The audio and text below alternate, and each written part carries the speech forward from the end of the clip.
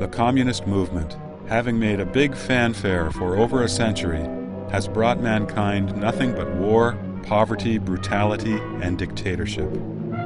With the collapse of the Soviet Union and the Eastern European Communist parties, this disastrous and outrageous drama finally entered its last stage by the end of the last century. No one, from the people to the General Secretary of the CCP, believes in the myth of communism anymore. The communist regime came into being due to neither divine mandate nor democratic election. Today, with its ideology destroyed, the legitimacy of its reign is facing an unprecedented challenge. The Chinese Communist Party is unwilling to leave the historical stage in accordance with the current of history. Instead, it is using the ruthless methods developed during decades of political campaigns to renew its crazed struggle for legitimacy, revive its dead mandate, and continuously provide a living environment for the parasitic evil specter.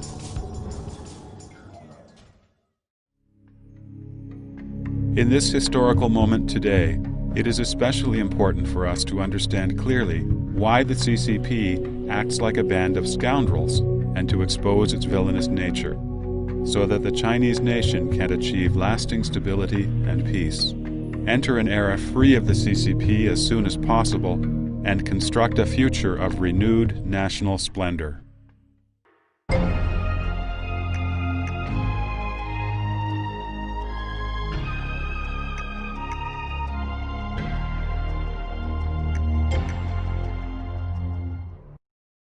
From the policy of improving the treatment for the intellectuals after the Hungarian Revolution in the 1950s, to the policy of plots of land for private use, free markets, and enterprises with responsibility for their own profits and losses, implemented in the rural villages after the Great Famine in the 1960s.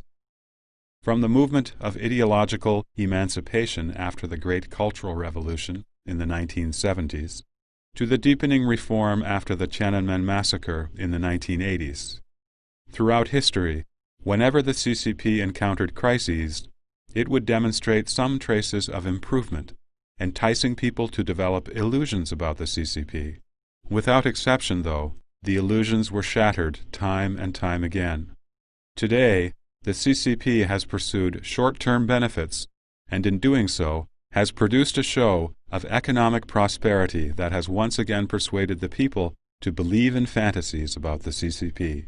Let us look at what the People's Daily, the mouthpiece of the CCP, said in a front-page story on July 12, 2004. Quote, "The historical dialectics have taught the CCP members the following.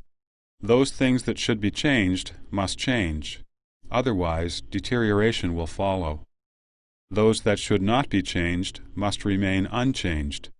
Otherwise, it will lead to self-destruction." What is it that should remain unchanged? The People's Daily explains, quote, "The party's basic line of one center, two basic points must last solidly for 100 years without any vacillation." Unquote. Everything is clear. The communist evil specter's determination to maintain its collective interest and dictatorship never changes. The fundamental conflicts between the interest of the CCP and that of the nation and the people determine that this false prosperity will not last. The reform the CCP has promised has one purpose: to maintain CCP rule.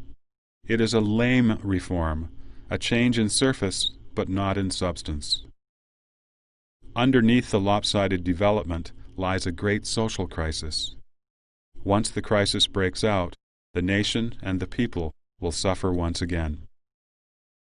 It is true that communism has been defeated globally and is doomed to become more and more moribund. Nevertheless, the more corrupt a thing becomes, the more destructive it becomes during its struggle with death. With the change of leadership, the new generation of CCP leaders had no part in the communist revolution, and therefore have less and less prestige and credibility in managing the nation. Amidst the crisis of its legitimacy, the CCP's protection of the party interests has increasingly become the basic guarantee for maintaining the interests of individuals within the CCP. The CCP's nature is selfish. It knows no restraint. To discuss democratic improvements with the Communist Party is like asking a tiger to change its skin.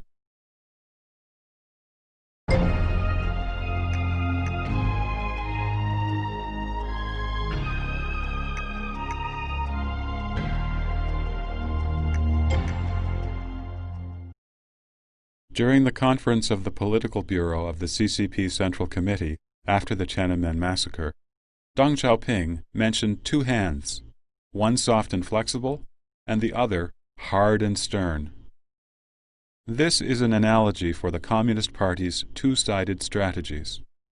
Its softer strategies include propaganda, united fronts, sowing dissension, espionage, instigating rebellion, double-dealing, getting into people's minds, brainwashing, lies and deception, covering up the truth, psychological abuse, and generating an atmosphere of terror.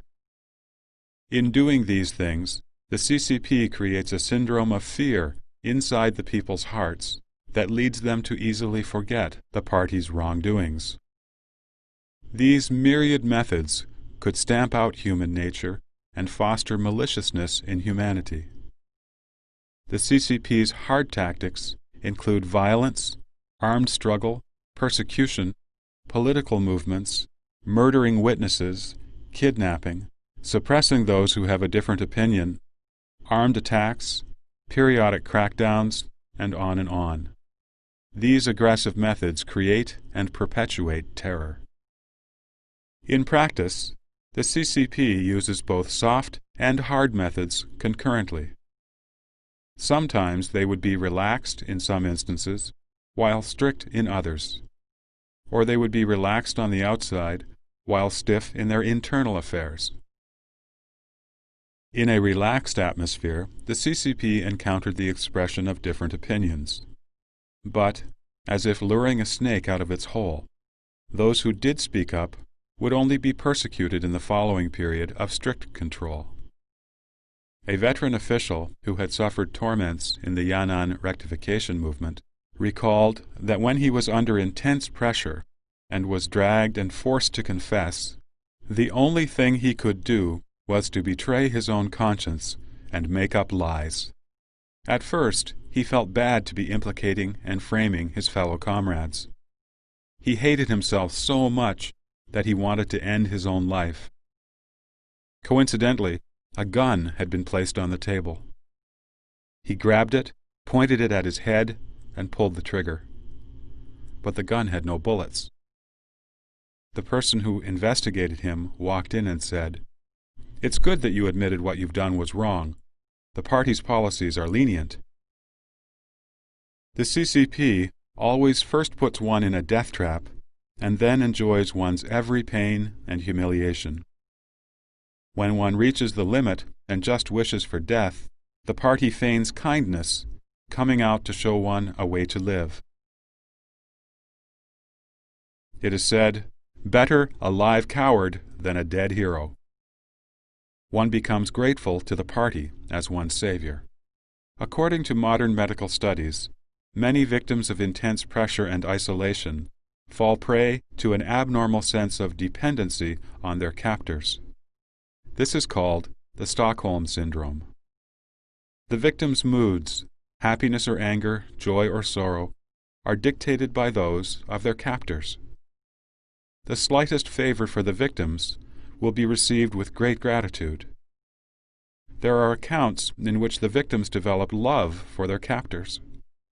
This psychological phenomenon has been long used successfully by the CCP, both against its enemies and in controlling and remolding the minds of its citizens. The experience of China's last emperor, Puyi, was similar to this officer's. Imprisoned in the CCP cells and seeing people killed one after another, he thought that he would die soon. In order to live, he allowed himself to be brainwashed and cooperated with the prison guards. Later, he wrote an autobiography called the first half of my life, which was used by the CCP as a successful example of ideological remolding.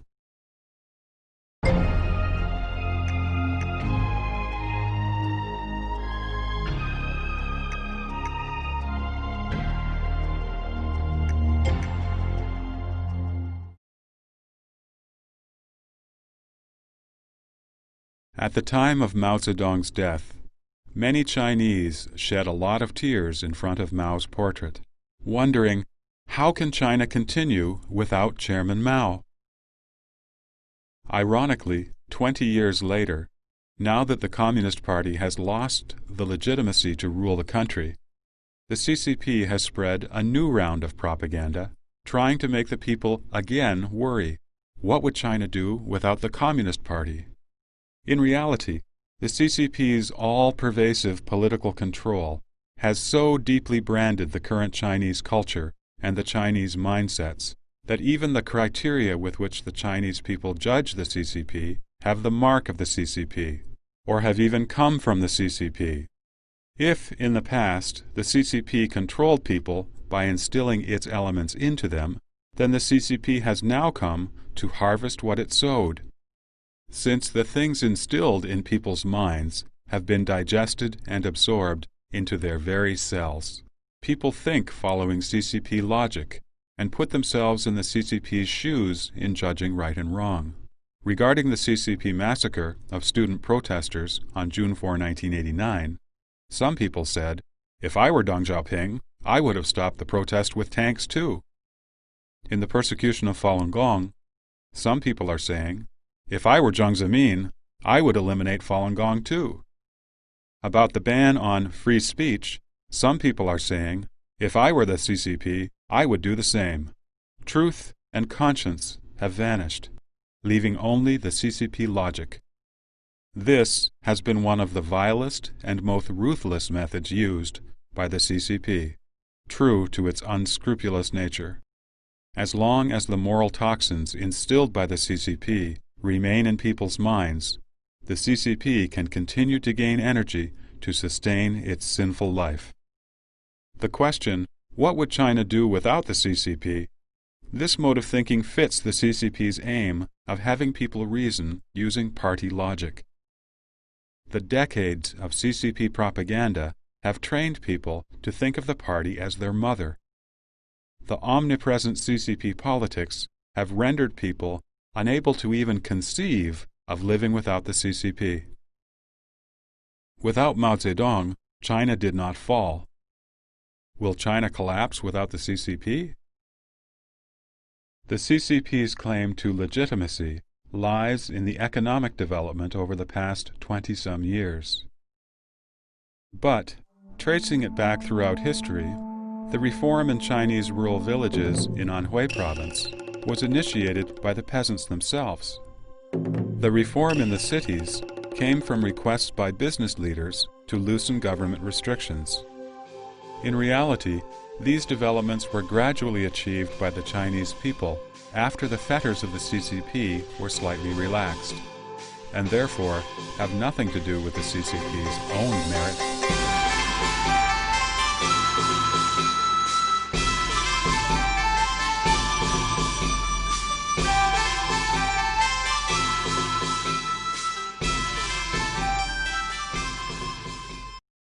There are two supervisory systems in China.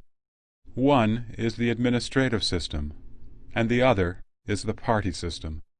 The administrative system exists to solve social problems and to facilitate the development of society.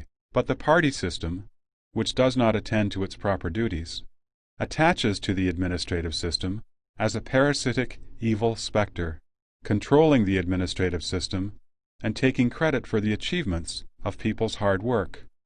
It has become a malignant tumor growing in the Chinese society.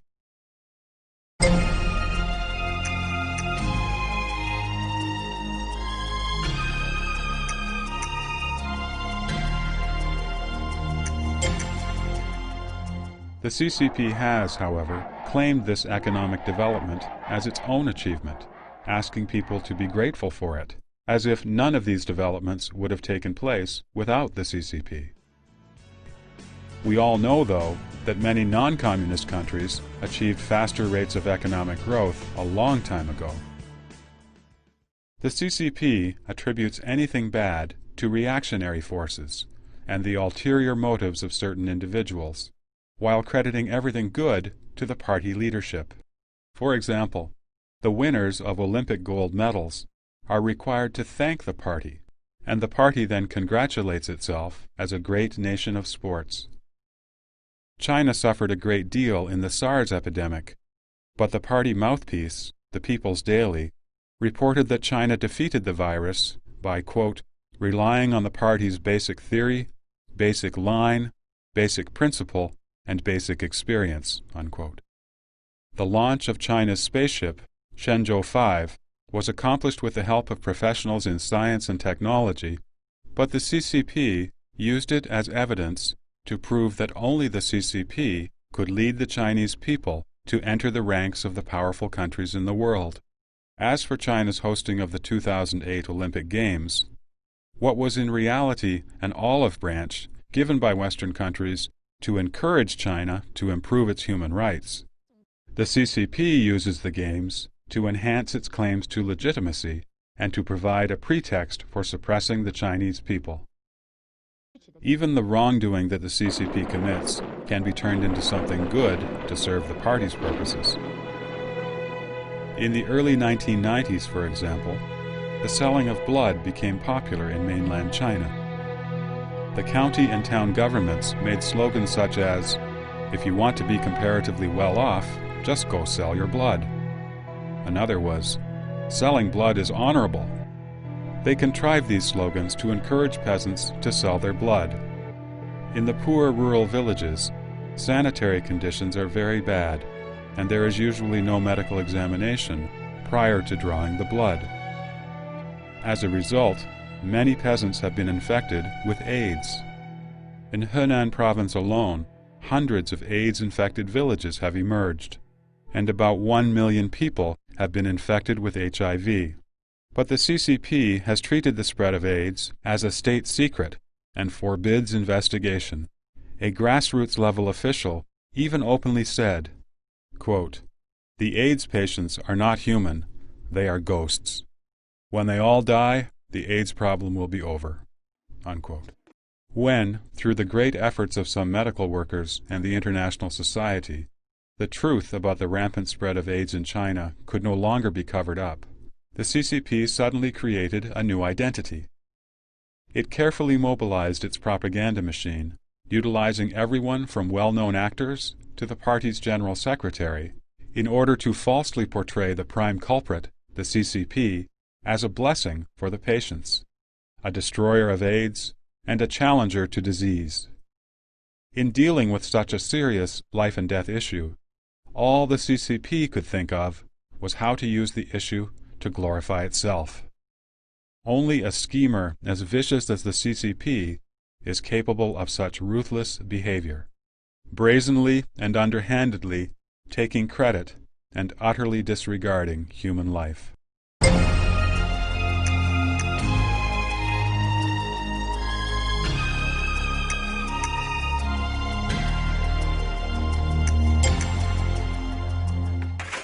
In fact, China's economic improvement has nothing to do with the CCP.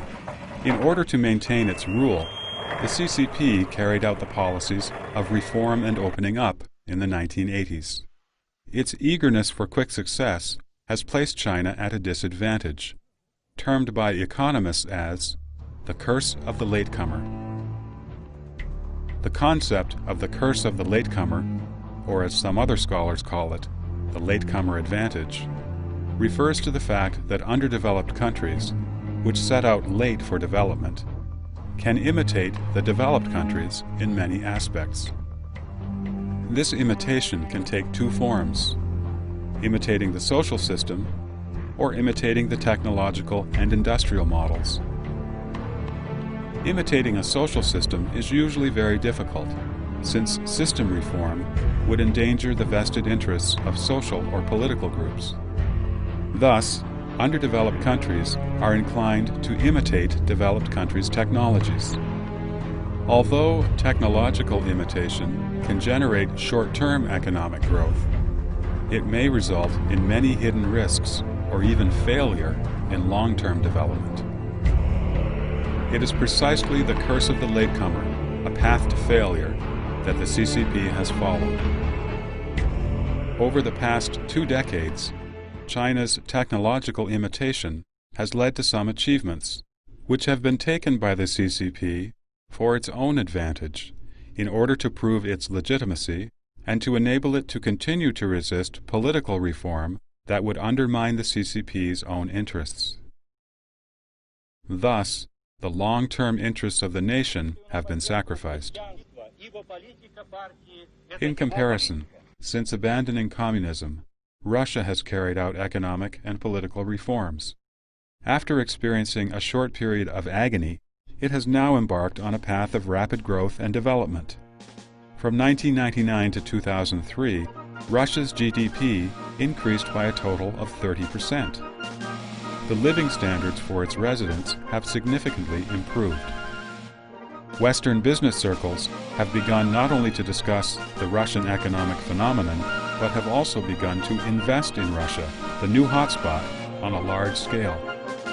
Russia's rank among the most attractive nations for investments has jumped from 17th in 2002 to 8th in 2003, becoming one of the world's top 10 most popular nations for investment for the first time. Even India, a country that, to most Chinese, is poverty-stricken and full of ethnic conflicts, has enjoyed a significantly expedited development and has achieved an economic growth rate of 7 to 8% per year since its economic reforms in 1991. India has a relatively complete legal system and a market economy.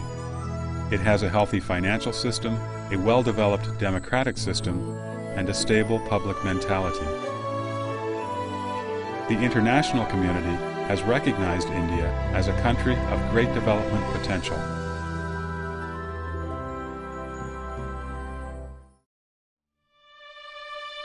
On the other hand, the CCP engages in economic reform without political reform. The resulting false appearance of an economy that flourishes in the short run has hindered the advancement of society. The partial reforms have caused an increasing imbalance in Chinese society and sharpened social conflicts. The financial gains people are achieving are not protected by stable social systems.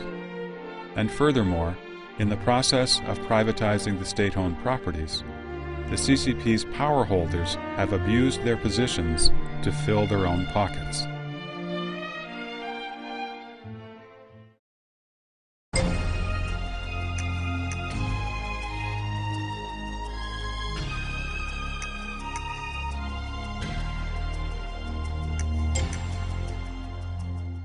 While the CCP constantly brags about its economic advancement, in reality, China's economy today ranks lower in the world than during Qianlong's reign in the Qing dynasty. During the Qianlong period, which was in the 1700s, China's GDP accounted for 51% of the world total. When Dr. Sun Yat-sen founded the Republic of China, the KMT period, in 1911, China's GDP accounted for 27% of the world total. By 1923, the percentage dropped, but still was as high as 12%. In 1949, when the CCP took control, the percentage was 5.7%. But in 2003, China's GDP was less than 4% of the world's total. In contrast to the economic decline during the KMT period, that was caused by several decades of war, the continuing economic decline during the CCP reign occurred during times of peace. The rapid economic growth in the past 20 years is, to a large extent, built on the excessive use or even waste of resources, and has been gained at the cost of environmental destruction. According to Xinhua News Agency, in 2003, China contributed less than 4% to the world economy, but its consumption of steel, cement, and other materials amounted to 1/3 of the total global consumption. A considerable portion of China's GDP is achieved by squandering the resources and opportunities that should be left to future generations.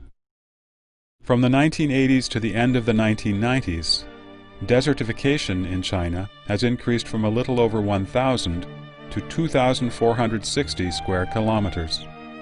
The per capita arable land decreased from about 2 mu in 1980 to 1.43 mu in 2003. The widespread upsurge in the conversion of farmland to land for development has led China to lose 100 million mu of arable land in just a few years' time.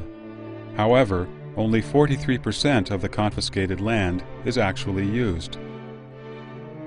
Currently, the total amount of wastewater discharge is 44 billion tons, exceeding the environmental capacity by 82%. In the 7 major river systems, over 40% of the water is not suitable for drinking by humans or livestock. 75% of the lakes are so polluted as to produce various degrees of eutrophication. The direct result of eutrophication in the lakes is the large-scale death of fish populations. It also has adverse effects on industry, personal health, and the water used for irrigation. The conflicts between man and nature in China have never been as intense as they are today. Neither China nor the world can withstand such unhealthy growth. Deluded by the superficial splendor of high-rises and mansions, people are unaware of the impending ecological crisis. Once the time comes for nature to exact its toll on human beings, however, it will bring disastrous consequences to the Chinese nation.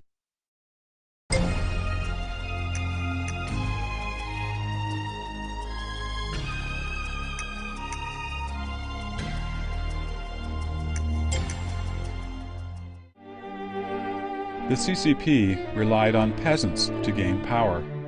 The rural residents in the CCP-controlled areas, in the early stage of its build-up, devoted all they had to the CCP. But since the CCP obtained control of the country, peasants have experienced severe discrimination. After the CCP established the government, it set up a very unfair system, the residential registration system. This system arbitrarily classifies people into rural and urban populations, creating an unreasonable separation and opposition within the country. Peasants have no medical insurance, no unemployment welfare, no retirement pensions, and cannot take loans from banks. Peasants are not only the most impoverished class in China, they also carry the heaviest tax burden. Peasants need to pay a mandatory Provident Fund, Public Welfare Fund, Administrative Management Fund, Extra Education Fee, Birth Control Fee, Militia Organization and Training Fees, Country Road Construction Fees, Military Service Compensation Fees, and in addition to all these, they are also required to sell a portion of the grains they produce to the state at an artificially low fixed rate. They must pay agricultural tax, land tax, special local produce tax, and butchery tax, in addition to numerous other levies. In contrast, the urban population does not pay these taxes and fees. In a tree farm in eastern Sichuan province, upper-level authorities distributed 500,000 yuan for a reforestation project. The leaders of the tree farm put the first 200,000 yuan into their own pockets and allocated the remaining 300,000 yuan to tree planting. But when passing through each level of the government, more and more of the money was taken away, and in the end very little was left for the peasants who did the actual tree planting. Those in the government didn't need to worry about the peasants refusing to work on the project, though. The peasants were so impoverished that they would work for very little money. This is one of the reasons that products made in China are so cheap.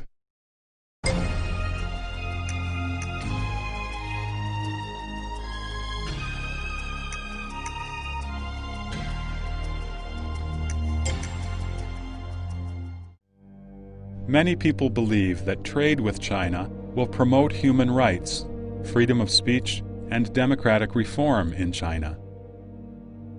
After more than a decade, though, it is clear that this assumption is only wishful thinking. A comparison of the principles of doing business in China and in the West provides a good example. The fairness and transparency of Western societies are replaced in China by nepotism, bribery, and embezzlement. Whether China decides to buy new aircraft from France or the United States depends on which country keeps quiet on the CCP's human rights issues. Many Western businessmen and politicians are driven and controlled by economic profits from China. Some information technology companies from North America have supplied specialized products to the CCP to block the Internet. In order to gain entry to the Chinese market, some Internet websites have agreed to censor themselves and filter out information disliked by the CCP. This huge blood transfusion to the CCP economy from foreign capital is very apparent. But in the process of investment, foreign capital did not bring with it the concept of democracy, freedom, and human rights as fundamental principles for the Chinese people. In its propaganda, the CCP boasts about the unconditional cooperation and even flattery given by foreign investors and foreign governments for the CCP. By making use of China's superficial economic prosperity, CCP officials have become extremely adept at colluding with businesses to divide state wealth and block political reforms. People are often heard to say, "I know the CCP often lied in the past, but this time it's telling the truth." Ironically, in retrospect, this was what people would say each time the CCP made a grave mistake in the past. This reflects the ability the CCP has acquired over the decades to use lies to fool people.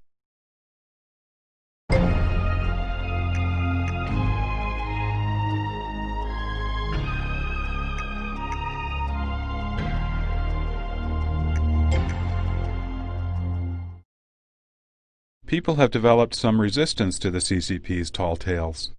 In response, the CCP's fabrication and propaganda have become more subtle and professional. Evolving from the slogan-type propaganda of the past, the CCP's lies have now become more refined and subtle.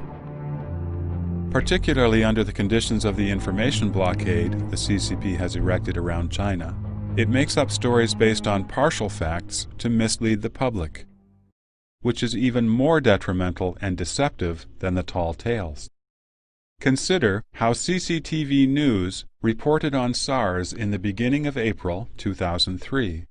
在中国，中国人民的，包括广东人民的生活生产的秩序是正常的。 At that time, the outside world suspected that China had hidden information about the epidemic. But CCP reports told the following story. As soon as SARS appeared, governments at central and local levels mobilized experts to give timely treatment to patients, who were later discharged from hospitals upon recovery. Troublemakers have been frightening people into stockpiling goods to avoid having to go out if the disease becomes widespread. The government has wasted no time to stop these rumors and is taking steps to prevent their spread so that social order can be effectively ensured. A very small number of anti-China forces groundlessly suspect a cover-up by the Chinese government. Most countries and people do not believe these rumors, though. The upcoming Guangzhou Trade Fair will have the largest participation ever from businesses around the world. Tourists from overseas have confirmed that it's safe to travel in China. In particular, experts from the World Health Organization have publicly stated that the Chinese government has been forthcoming in cooperating and taking the appropriate measures to deal with SARS, so there should be no problems. And specialists gave the go-ahead in Guangdong province for field inspection by the WHO. That was the story they told. Under this kind of media atmosphere, everything seems transparent.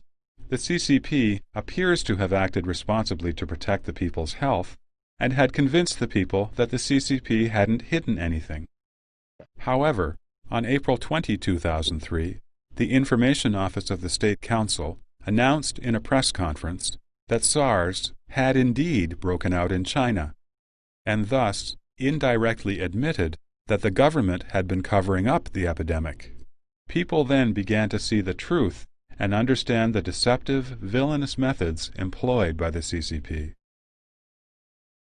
With respect to the general election in Taiwan, using the same subtle and refined approach, the CCP suggested that a presidential election would lead to disaster, a surge in the suicide rate, collapsing stock markets, an increase in so-called weird diseases, mental disorders, outmigration of the island inhabitants, family feuds, a callous attitude toward life, a depressed market, indiscriminate shooting in the streets, protests and demonstrations, a siege on the presidential building, social unrest, political farce, and so on.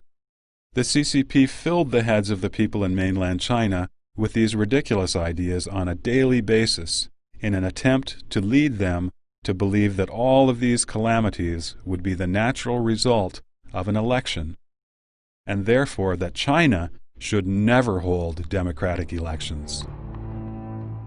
In today's Internet era, if you visit the CCP's official Xinhua website or the People's Daily online, you will find indeed that there are quite a few reports that contain negative information about China. Firstly, this is because there is too much bad news circulating rapidly in China these days, and the news agency has to report these stories in order to stay credible. Secondly, the standpoint of such reports conforms with the CCP interests and CCP policy. That is, quote, minor criticism offers great help, unquote. The reports always attribute the cause of bad news to certain individuals, having nothing to do with the party, while crediting party leadership with any solution. The CCP skillfully controls what to report, what not to report, how much to report, and whether to have the Chinese media or the CCP-controlled overseas media report it. The CCP is proficient at manipulating bad news into something that can achieve the desired result of winning people's hearts. Many youth in mainland China feel that the CCP now offers a good degree of freedom of speech, and thus they have hopes for and are appreciative of the CCP. They are the victims of the so-called refined strategies of the iniquitous state-controlled media. Moreover, by creating a chaotic situation in the Chinese society, and then giving it some media exposure, the CCP can convince people that only the CCP could control such a chaotic society, and can thus manipulate the people into endorsing CCP rule. From live interviews to vivid cultural performances, from touching historical dramas to a great variety of life commentary programs, the CCP's brainwashing propaganda over the past 20 years has become more refined and subtle in cheating. And it is no wonder that so many Chinese have been misled. The CCP's villainous propaganda has been so deceptive that the victims willingly believe in the lies. Even worse, the CCP, which strictly controls media freedom, makes use of overseas and other countries' freedom of speech. It extends its propaganda for mainland China to everywhere around the world, penetrating many aspects of society, from organizations to popular culture and the media. The CCP-controlled CCTV can broadcast in the United States 24 hours a day. The People's Daily can publish in the United States, not only in the Chinese version, but also in English. It can promote CCP policy to overseas Chinese and mainstream Western populations, and in time, carry out its so-called United Front smokescreen strategy. After reading several years of nationalist propaganda on the overseas version of the People's Daily, some older overseas Chinese, who dare not go back to live in China, love the CCP even more than the people in mainland China. Most media sources from outside China are only allowed to broadcast entertainment programs inside mainland China. On one side, the CCP curses democracy and freedom in its own land, and on the other side, it has never stopped taking advantage of other people's democracy and freedom in other countries.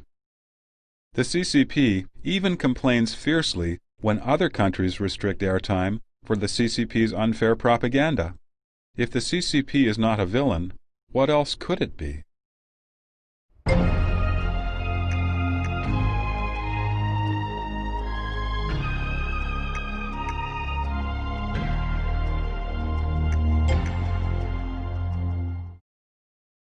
In a democratic nation, sovereignty should lie in the hands of the people, which is in line with the principles of heaven and earth. If a nation claims to be democratic, and yet sovereignty does not rest with its people, it is definitely not on the right track, and can only be regarded as a deviation. And this nation would certainly not be a democratic nation. How could democracy be possible without ending party rule and without a popular election? Return people's rights to the people. The preceding quotation sounds like something that would be written by what the CCP would call its overseas enemies, intent on slamming the CCP. In fact, the statement comes from an article in the Xinhua Daily, the official CCP newspaper, from September 27, 1945. The CCP, which had once trumpeted popular election and demanded a return of people's rights to the people, has treated the right to vote as taboo since it usurped power in 1949. The people, who are supposed to be the masters and owners of the state, have no rights whatsoever to make their own decisions. If you fancy that what's done is done, and that the evil CCP cult that has flourished on murder and has ruled China with lies will reform itself, will become benevolent, and will be willing to return people's rights to them, then you are wrong. Let us hear what the People's Daily, the CCP mouthpiece, had to say on November 23, 2004, 60 years after the public statement mentioned a moment ago. Quote, "A steadfast control of ideology is the essential ideological and political foundation for consolidating the party's rule." Unquote. When renowned CBS correspondent Mike Wallace interviewed Jiang Zemin in the year 2000, he asked Jiang why China had not conducted popular elections. Jiang's response: "The quality of the people in China is very poor." However, as early as February 25, 1939, the CCP cried out in its Xinhua Daily, "The KMT thinks that democratic politics in China are not to be realized today, but some years down the road. They hope that democratic politics will wait until the knowledge and education levels of the Chinese people reach those of the bourgeois democratic countries in Europe and America." The article then continued, "Only under the democratic system will it become easier to educate and train the people."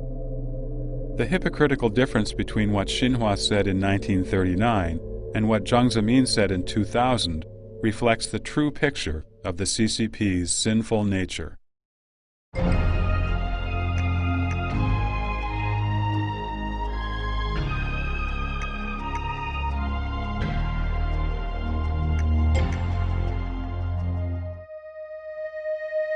After the Tiananmen Square massacre in 1989, the CCP re-entered the world stage with a miserable human rights record. History gave the CCP a choice. Either it could respect its people and truly improve human rights, or it could continue to commit abuses inside China while pretending to the outside world to respect human rights in order to evade international condemnation. Unfortunately, consistent with its despotic nature, the CCP chose the second path without hesitation. It gathered together and sustained a large number of unscrupulous but talented people in the scientific and religious fields, and specifically directed them to publish deceptive propaganda overseas. The purpose: to promote the CCP's feigned progress in human rights. Basic human rights issues, such as freedom of speech and the right to knowledge, were shoved into the background over claimed improvements in the so-called right to survive. The CCP concocted a range of rights fallacies and simultaneously tried to deceive the Chinese people and Western democracies by playing games with human rights. Article 35 of China's Constitution stipulates that citizens of the People's Republic of China have the freedoms of expression, publication, assembly, association, protest, and demonstration. However, the appeals of Falun Gong practitioners and several other groups have been treated as if they are illegal. Since 2004, some civilian groups have applied to demonstrate in Beijing on many occasions. Instead of granting approval, the government arrests the applicants. The CCP Constitution affirmed the one country, two systems policy for Hong Kong, and that there would be no change regarding Hong Kong for 50 years. And yet, it has tried to change the two systems into one by attempting to pass tyrannical legislation, Basic Law Article 23, within just 5 years after Hong Kong's return to China. The Chinese now appear to speak their minds more freely, and besides, the Internet has allowed news to travel faster. So, the CCP claims that it now allows freedom of speech, and quite a number of people have fallen for this. This is a false appearance. It is not that the CCP has become benevolent, rather, the party cannot stop social development and technological advancement. Let us look at the role the CCP is playing regarding the Internet. It is blocking websites, filtering information, monitoring chat rooms, controlling emails, and incriminating Internet users. Everything it does is regressive in nature. Today, with the help of some capitalists who disregard human rights and conscience, the CCP police have been equipped with high-tech devices by which they are able to monitor from inside a patrol car every move Internet users make. In reality, China's biggest human rights abuser is the CCP itself, as well as its former General Secretary, Jiang Zemin, former Secretary of the Political and Judiciary Commission, Luo Gan, Minister Zhou Yongkang, and Deputy Minister Liu Jing of the Ministry of Public Security. The facade they put up of punishing human rights abusers is rather like a thief shouting, "Catch that thief!"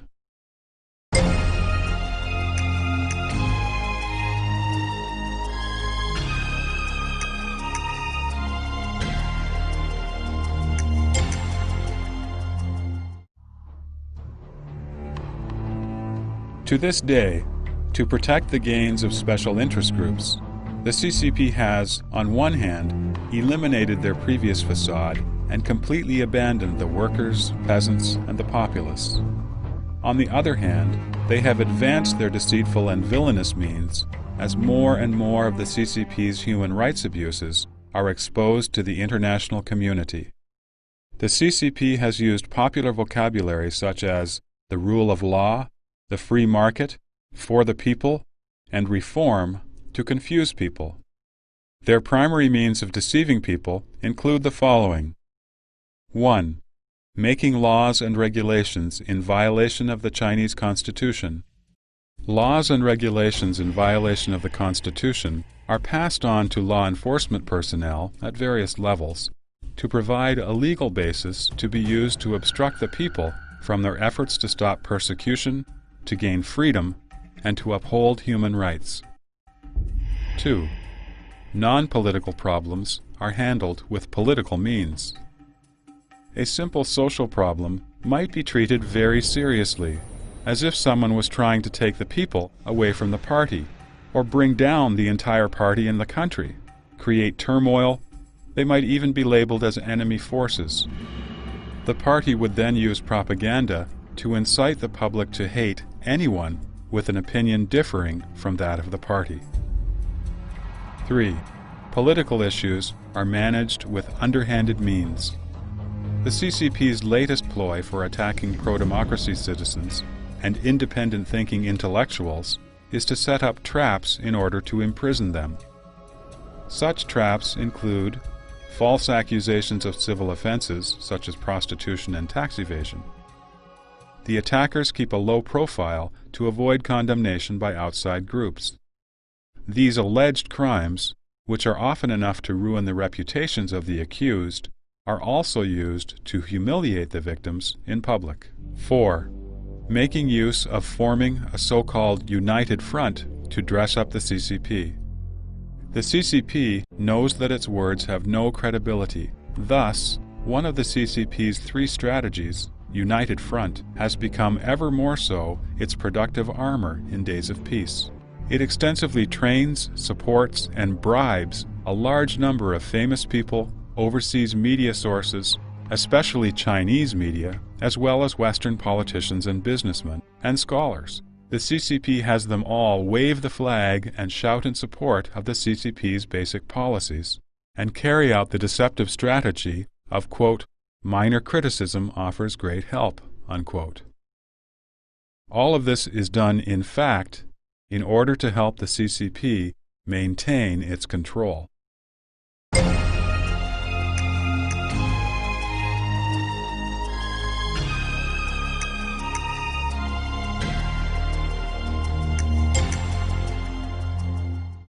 Many people know and dislike the CCP's Machiavellian behavior and loathe its struggles and deceptions, but at the same time they fear the CCP's political movements and the resulting turmoil, and fear chaos will visit China again.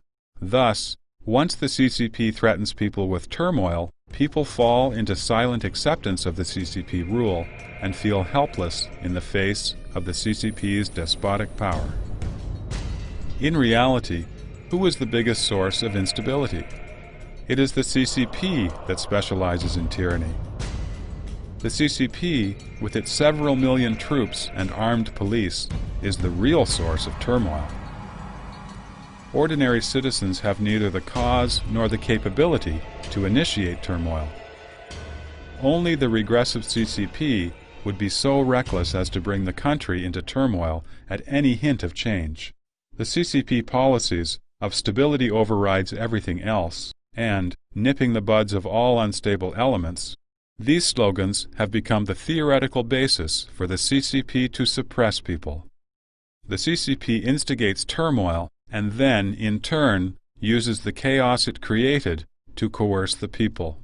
This is a common action of all villains. In the issue of the Tiananmen Square massacre, facing those that were killed in the massacre, the CCP and its cohorts did not reflect on whether they were guilty of killing.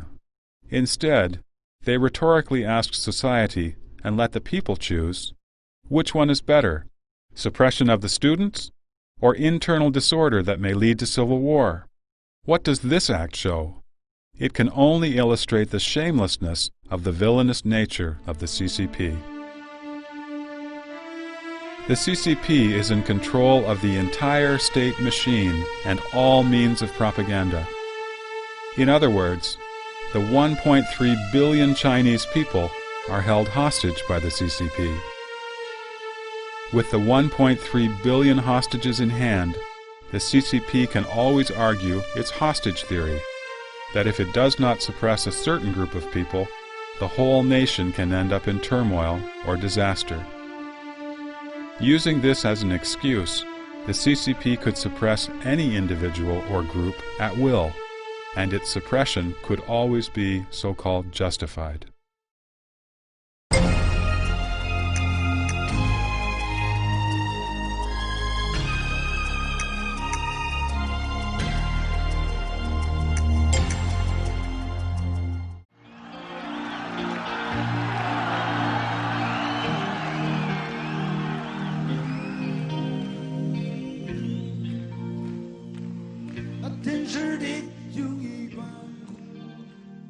Many Chinese people feel that they now enjoy more freedom than before, so they hold out hope for the prospect of the CCP's improvement. As a matter of fact, the degree of freedom bestowed upon people depends on the CCP's sense of crisis.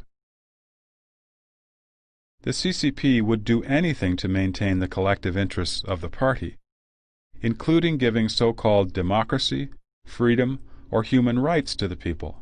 However, under the CCP leadership, the so-called freedom bestowed by the CCP is not protected by any legislation. Such freedom is purely a tool to deceive and control people amidst the international trend toward democracy. In essence, this freedom is an irreconcilable conflict with the CCP dictatorship. Once such a conflict is beyond the CCP's tolerance level, it could take back all the freedom instantaneously. In the history of the CCP, there were several periods during which speech was relatively free, with each one followed by a period of strict control. Such cyclical patterns occur throughout the history of the CCP, further demonstrating the CCP's iniquitous nature. So, we should not mistakenly think that the CCP has changed by itself, even if we see some signs of its improving human rights.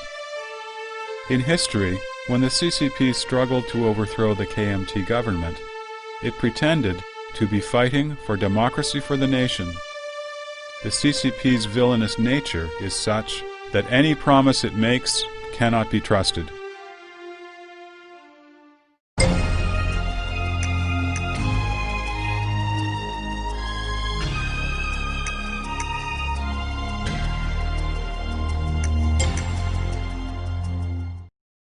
Liberate Taiwan and Unify Taiwan have been the CCP's propaganda slogans over the past few decades.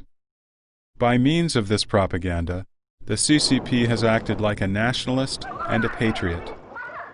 Does the CCP truly care about the integrity of the nation's territory? In the early days, when the CCP set up the Chinese Soviet during the KMT reign, Article 14 of its constitution stated that any ethnic groups or any provinces inside China can claim independence. In today's words, they allowed one country, two systems, or two Chinas, with one inside the other. In 1945, the Soviet Red Army entered northeast China and committed robbery, murder, and rape, but the CCP did not utter a word of disapproval.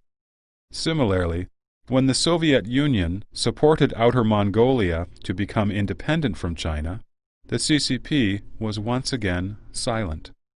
At the end of 1999, the CCP and Russia signed the China-Russia Border Survey Agreement. In this agreement, the CCP accepted the war-won concessions that China had given Russia during the time of the Qing dynasty, more than 100 years ago, and sold out over 1 million square kilometers of land to Russia, an area as large as several dozen Taiwans. With respect to other border issues, such as the Nansha Islands in the South China Sea and Diaoyu Island in the East China Sea, the CCP does not care at all, since these issues do not impact the CCP control of power. The CCP has made a fanfare of so-called unifying with Taiwan, which is merely a smokescreen and a devious means to incite blind patriotism and keep public attention off domestic conflict.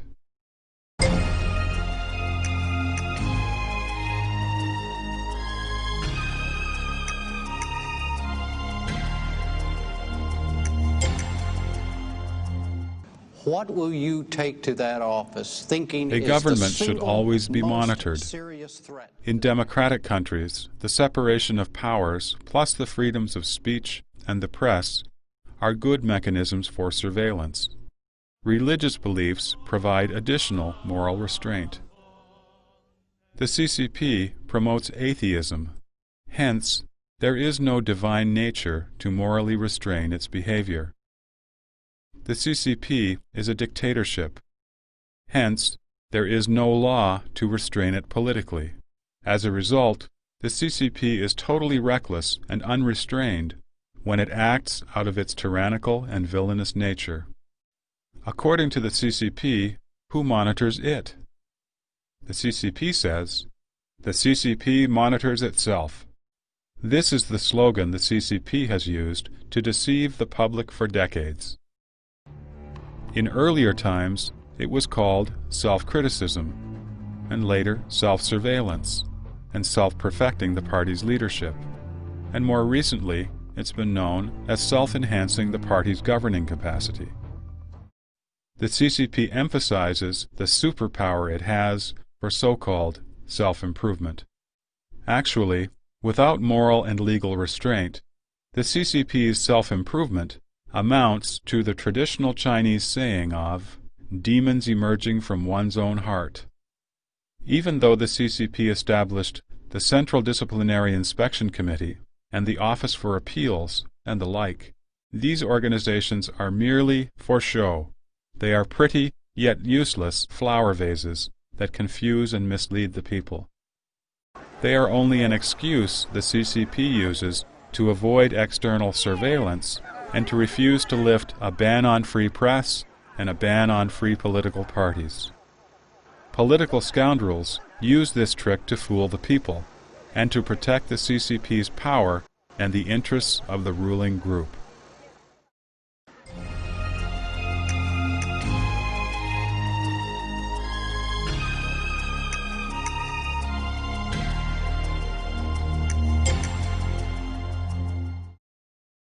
The CCP has promoted many exemplary cadres and has often attracted some idealistic and diligent people to join the party in order to enhance the party's image. As a matter of fact, the Communist Party leaders transmitted only empty words when they promulgated the following slogans: Communist moral quality and serve the people. The inconsistency between Communist leaders' actions and words can be traced all the way back to their founding father, Karl Marx. Marx bore an illegitimate son. Lenin contracted syphilis from prostitutes. Stalin was sued for forcing a singer into a sexual relationship with him. Mao Zedong indulged himself in lust. Jiang Zemin is promiscuous. North Korea's demonic killer Kim Il-sung and his children led a decadent and wasteful life. Many high-level officials lose their positions in power struggles in China's political arena because of corruption. But these are the very people who promote honesty and selflessness in public meetings, while in private they engage in bribery, corruption, and other decadent activities. Many of the so-called people servants have fallen this way. The CCP does not believe in its own doctrines, but forces others to believe in them. This is one of the most insidious methods used by the CCP cult. The CCP knows that its doctrines are false, and that the idea of socialism has already gone bankrupt and is untrue. The CCP doesn't believe in these doctrines itself, but forces other people to believe in them. It persecutes people who do not believe in them. The CCP has shamelessly written such deceitful ideology into the Constitution as the foundation of the Chinese state. The CCP treats such superfluous slogans as intricate, profound theories and requires the whole country to study them. In daily life, ordinary people in China loathe the empty political study sessions. Increasingly, the Chinese people have their own ways of dealing with these political matters, since everyone knows that they are just deceptive games. But no one, neither the speakers nor the listeners at these political meetings, would speak openly about such deception. This is like an open secret. Everyone knows the game, but no one will discuss it in the open. People call this phenomenon sincere pretension. When the pretending has been gradually molded into 1 billion-plus people's thinking, and their habits have become the party's culture, the society itself becomes false, pretentious, and inane. Lacking honesty and trust, the society is in crisis. Why has the CCP created these conditions? In the past, it was for its ideology. Now, it is for its benefits. The CCP members know that they are pretending, but they pretend anyway. If the CCP did not promote such slogans and formalities, it couldn't bully people. It couldn't make people follow and fear it. Among the CCP members, there has never been a lack of righteous people who are concerned about the country and its people. Nor has there been a shortage of honest and upright officials who have truly served the people. But in the CCP's machinery of self-interest, these officials cannot survive. Under constant pressure to so-called submit humanity to party nature, they often find it impossible to continue, risk being removed from positions, or worse, become corrupt themselves. The Chinese people have personally experienced and deeply felt the CCP's brutal regime and have developed a profound fear of the CCP's violence. Therefore, the people dare not uphold justice and no longer even believe in the heavenly laws. First they submit themselves to the CCP's power, and gradually they become unfeeling and unconcerned about matters not affecting themselves. Even the logic of their thinking has been consciously molded to succumb to the CCP. This is the result of the CCP's mob-like nature.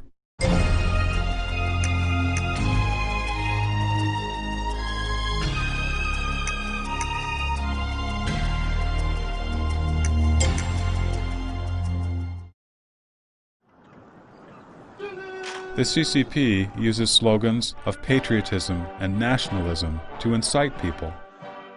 They are not only the CCP's main rallying cries, but also its frequently issued orders and time-tested strategies. In all cases, including matters related to Taiwan, Hong Kong, Falun Gong, and the collision between a U.S. spy plane and a Chinese fighter jet, the CCP has used the combined method of high-pressure terror and collective brainwashing, thus bringing the people to a warlike state of mind. This method is similar to that used by the Nazis. By blocking all other information, the CCP's brainwashing has been incredibly successful. Even though the Chinese people do not like the CCP, they think in the twisted mode instilled by the CCP. During the U.S.-led Iraq War, for instance, many people were stirred up when watching the daily analysis on CCTV. They felt a strong sense of hatred and anger, vengeance and a desire to fight, while at the same time cursing yet another war.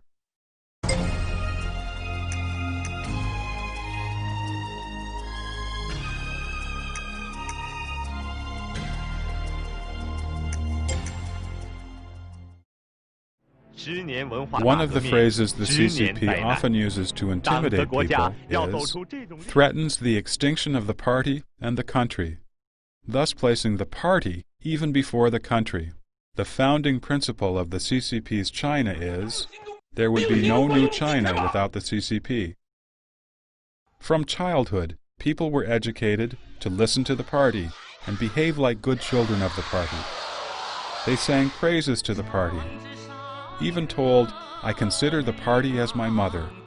O party, my dear mother, the saving grace of the party is deeper than the ocean. Love for my father and mother cannot surpass love for the party. The people would go and fight wherever the party pointed them. When the government offered disaster relief, people would thank the party and the government, first the party and then the government. A military slogan reads, "The party commands the gun." When designers came up with the uniform for court judges, they put 4 golden buttons on the neckband of the uniform. The buttons are lined up from top to bottom to symbolize the party, the people, the law, and the country. This indicates that even if you are the judge, the party will forever be positioned above the law, above the country, and above the people. The party has become supreme in China, and the country has become the party's subordinate. The country exists for the party, and the party is said to be the embodiment of the people and the symbol of the country. Love for the party, party leaders, and the country have all been mixed together, which is the fundamental reason why patriotism in China has become twisted. The CCP has made many blunders in history, but it has always put the blame on certain individuals or groups through so-called redress and rehabilitation. This has not only made the victims deeply grateful for the CCP, but also allowed the CCP to completely shirk any responsibility for its criminal deeds. The CCP claims itself to be not only unafraid of making mistakes, but also good at correcting them. And this has become the CCP's magic potion with which it repeatedly escapes culpability. Thus, the CCP remains forever great, glorious, and correct. The CCP may one day decide to redress the Tiananmen Square massacre and to restore the reputation of Falun Gong. But these are simply Machiavellian tactics that the CCP uses in a desperate attempt to prolong its dying life. The CCP will never have the courage to reflect on itself, to expose its own crimes, or to pay for its own sins.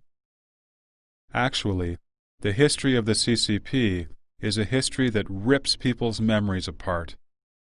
The next generation does not know the truth about the previous generation. It is a history where over 1 billion people live in great conflict. Conflict between cursing the past of the CCP and having hopes for the present CCP, and about how they suffered through the process of the conflict. All of the CCP's efforts are to make people forget. All the people's struggles are to try to remember.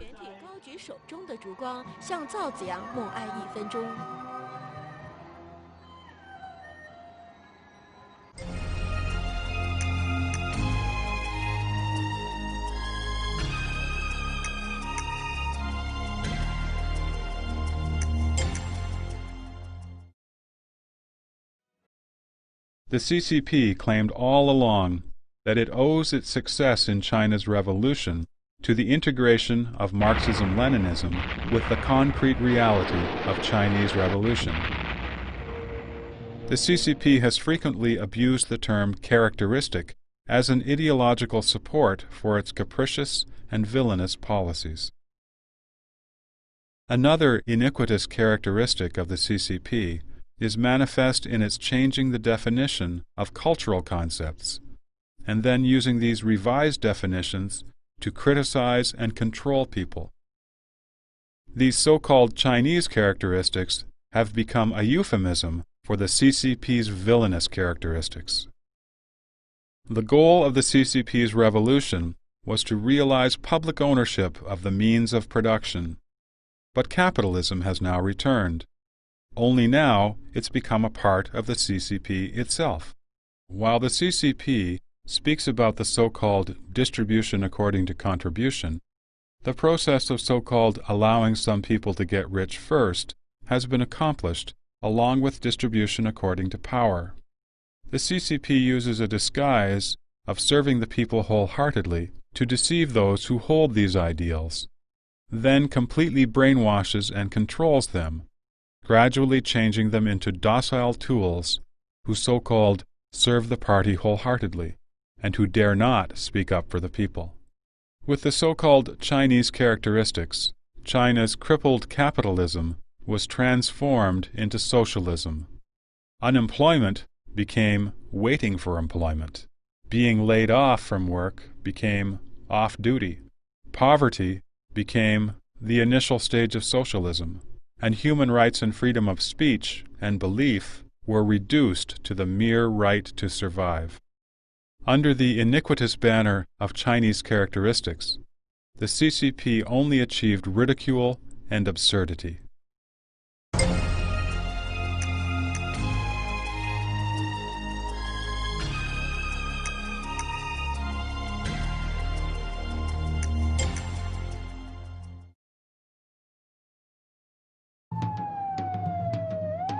The CCP, which rules by devious means, also essentially needs a corrupt society as an environment in which to survive. That is why the CCP tries everything it can to drag the people down to its own level. No business can be done without buying expensive meals and offering bribes. No wealth can be made without embezzlement and corruption.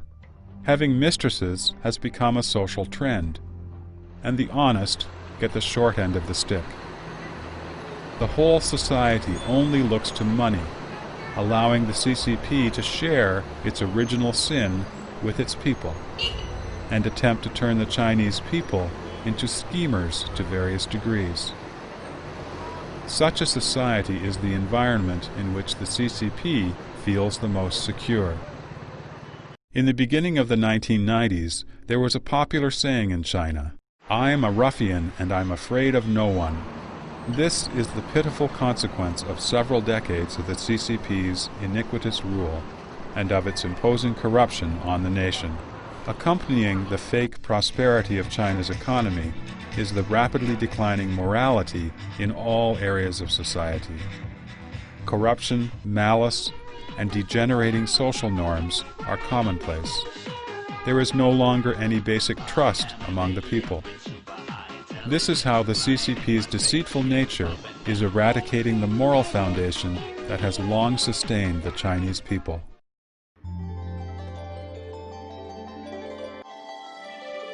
In comparison with China's 5,000-year history, the 55 years of the CCP's rule are but the blink of an eye.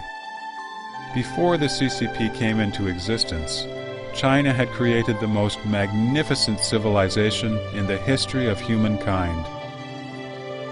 No society in the world has stopped its progress because of the end of one dynasty or kingdom.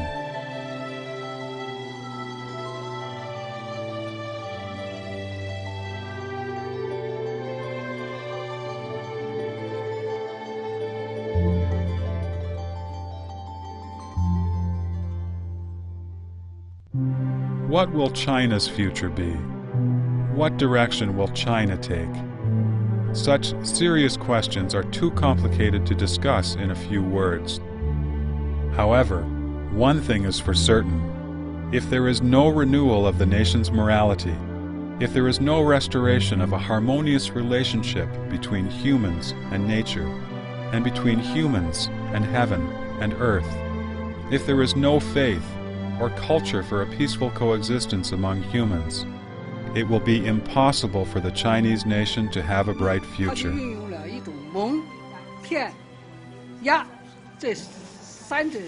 三管齐下。你假如夺了大纪元这个酒瓶以后，你跳出去，对吧？自己把中国共产党的这一套拿掉之后，你会发现啊，原来我是彻底上当，我连思想自然反应都是共产党的那一套。如果大纪元退党网上允许的话，我帮我父亲退出这个共产党。我想这个酒瓶实际上解开了我的谜。 To eliminate from our lives the iniquitous doctrines instilled by the CCP, to discern the CCP's utterly unscrupulous nature, and to restore our human nature and conscience. This is the first and essential step on the path toward a smooth transition to a society free from the Communist Party.